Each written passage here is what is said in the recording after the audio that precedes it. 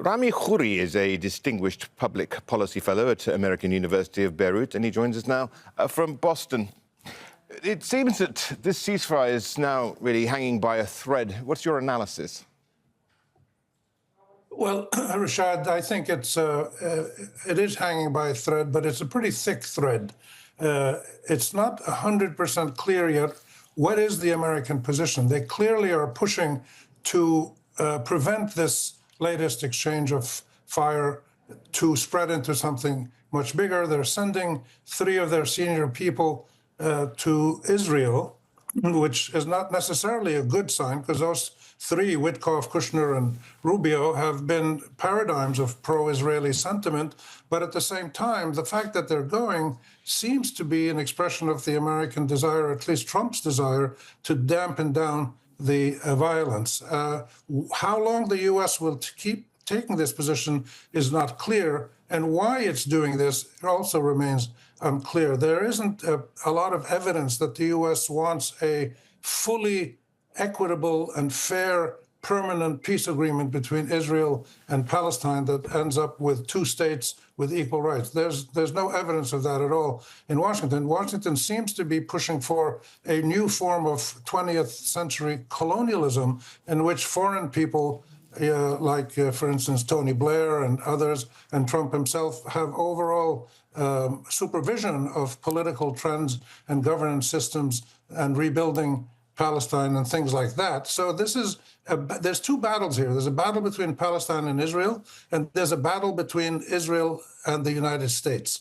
And the American side is not fully clear what it's trying to do. It does want to dampen down the tensions right now, but Israel has already killed, I think, around 40 Palestinians today. They've unleashed what they call a belt of fire around Khan Yunis, and they're attacking buses and hospitals and stuff like that. So Israel is continuing the Israeli-American genocide of the last 2 years, but at a lower level of intensity than had been the case before.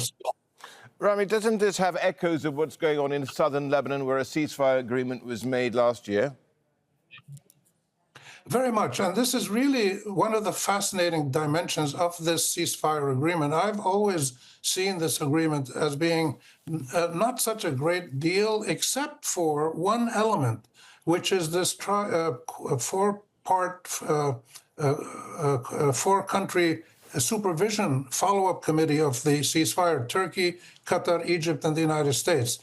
So far, the United States seems to be wanting to be the only party that plays a role. We assume that Qatar, Egypt, and Turkey are active behind the scenes with Hamas and with the U.S., but we'll find that out soon. But if this quadripartite monitoring mechanism is not going to work, like the French-American mechanism in the Lebanon ceasefire totally was ineffective, didn't do anything, and that's why Israel has continued to attack and kill in Lebanon, then we're all in deep trouble. This conflict will get worse and worse. So there are various levels of confrontation that have to be worked out and clarified. Israel and Palestine fighting each other, but also Israel versus the United States in terms of whose policies are going to prevail, and both of the parties, the Arabs and their opponents, fighting against a reaffirmation, a reconfiguration of early 20th century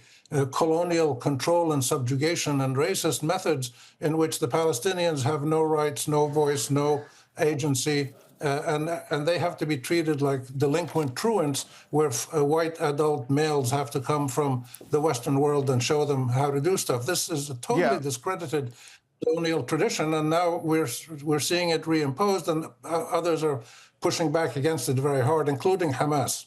Now, also, Rami, there've been quite a lot of reports that Israel's actually been supporting its own proxies against Hamas in the Gaza Strip. And there's also a body of thought which suggests that, well, if Hamas is out of the way, there'll be various militia which will take over the Strip itself, keeping it in constant flux.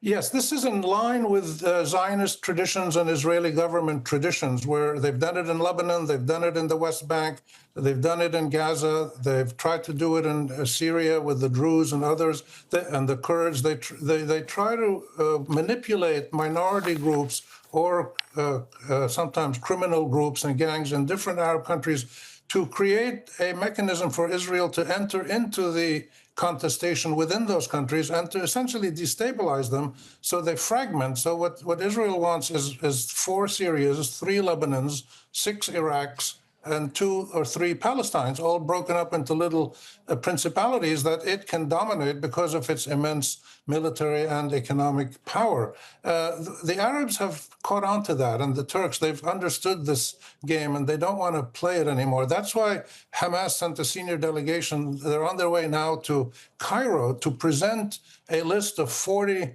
names, independent Palestinians, who it proposes could be part of the initial technical administrative committee to govern Palestine as it moves towards reconstruction. And none of these would be Hamas people. They'd all be independent people. And even some of them could be linked to Fatah, but they're not going to be Hamas people. So there's a fascinating behind-the-scenes battle that is going to determine whether the colonial racist apartheid tradition is going to be reconfigured and reestablished under new forms, or if this is really a global battle to end Western colonialism once and for all. And I think that's why there's so much support all over the world for Palestinian justice, because people don't want the colonial experience to be extended anymore.